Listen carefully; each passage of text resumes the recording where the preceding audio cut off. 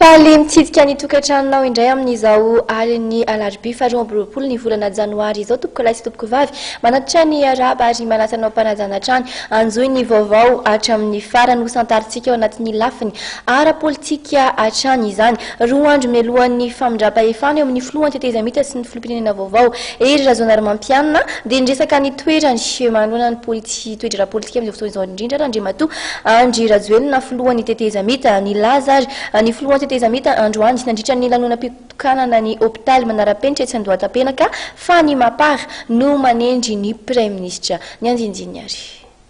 Tsy misy resaka intsony fa mazava fa ny Mapara no anendry ny Prime Ministre hoy ny filohan'ny tetezamita Andry Rajoelina nandritra ny lanonam-pitokanana ny hôpitaly Manarapenitra etsy Andohatapenaka. Na dia maro aza ny pahalalana izay nilaza fa ny manana ny 150 isanjato ny toerana ao amin'ny antenimera-pirenena vaovao ihany no tokony manolotra anaran'ny Prime Ministre. Ho an'Andriamatoa Andry Rajoelina dia mazava ny fijeriny. Anjara miaraka amin'ny président Andry Rajoelina ny toeran'ny Prime Ministre satria izy ireo no manana solombavam-bahoaka betsaka indrindra. Zao Andry Rajoelina tsy mba manevy amin'ny fomba ahoana moa no anereny hoe tsy maintsy miditra ao anatin'ny Mapara. Efa mazava nefa ny Mapara ny manendry ny Prime Ministre tsisy resaka ho atao zany. Fa kosa be dia be ary tsara ho fantatrareo fa betsaka ireo député tsy tafiditra tao anatin'ny Mapara nefa mpikambana ao anatin'ny antoko TGV izay nilatsaka fa lany anankifito izy ireo. Anisan'izany ohatra ny auxiliaire faharoa Roselin sy JB roa tonga dia azon'izy mirahalahy daholo ny toerana. Anisan'izany ny tany Amampikony etsetsetrehatra. Zany hoe le fitambarana zany efa matanjaka ny le Mapara fa ny ilaina ny député hafa miditra ao anatin'ny Mapara dia tsotra ny mba hoe mba hisin'ny stabilité an'le gouvernement mba ahafahana manao ny tetikasa rehetra tokony ho totsosaina ampandrosoana an'ity Madagasikara ity.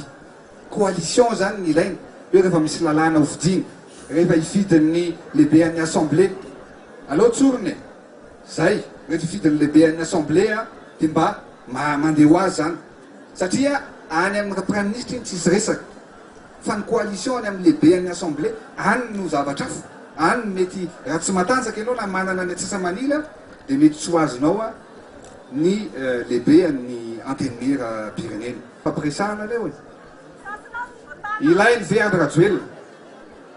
Rehefa ilainy Andry Rajoelina dia tonga Andry Rajoelina fa rehefa tsy ilainy Andry Rajoelina manana lalakafa koa Andry Rajoelina. Zay ngamba ny zavatra afaka lazaina.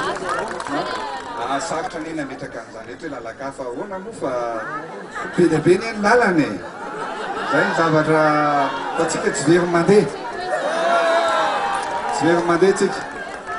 Raha ny momba ny hôpitaly Manarapenitra nitokanana androany dia apetraka ho tanjona hoy ny filohan'ny tetezamita Andry Rajoelina fa atao hitsaboana ny homamiadana ny hôpitaly Manarapenitra etsy Andohatapenaka. Marihana fa ny zoma 24 janoary ho avy izao no hanatanterahana ny famindrapa-efana eo amin'ny Andriamatoa Andry Rajoelina filohan'ny tetezamita sy Andriamatoa Hery Rajaonary Mampianina filoham-pirenena vaovao voafita amin'ny fifidianana izay nitanterahana ny taona 2024 teo. Ny sabotsy kosa no hanaovana ny fianianana ary manomboka amin'io no handray ny fahefana amin'ny filoham-pirenena vaovao ary ho fantatra amin'izay ny politika hoentiny tantanana amin'ny firenena.